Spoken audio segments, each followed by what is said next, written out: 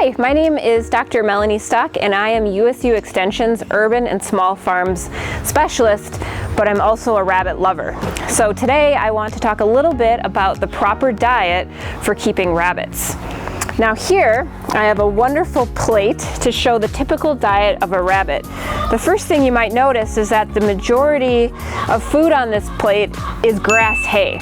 And in fact, about 80% of their diet should be grass hay. And the kind of hay that we recommend is Timothy grass. That's the best type. 10% of the diet should be leafy greens. So there's a lot of options for leafy greens that you might have growing in your garden or just have handy in the fridge. Examples are, first, of course, lettuce. So this is a green leaf lettuce. We've also got red leaf lettuce. Romaine is another great type of lettuce that rabbits can eat. We do not recommend feeding them iceberg lettuce. This is not a healthy lettuce for them to be eating, so do avoid that type of leafy green. Other ones that could be fed to rabbits are kale. So there's a lot of different types of kale. All of the types of kale are great. Rabbits like to eat raspberry leaves. That's another option. Let's see, what else do we have here?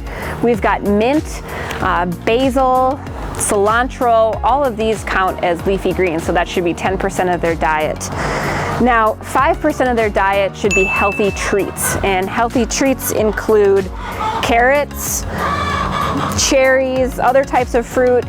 Here's a strawberry, for example. Broccoli can be eaten as well, but again, this is just 5% of their diet as healthy treats. Let's see. Now, the last 5% of their diet should be pellets.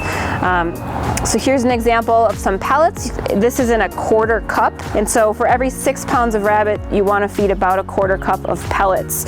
Now, the type of pellets to buy is the kind that's 18% protein, and you can see here that this is all pellet. There's no treats mixed in. A lot of times pet stores will sell pellets that contain treats, and so you want to avoid those too. So just this healthy pellet, and this is only 5% of their diet.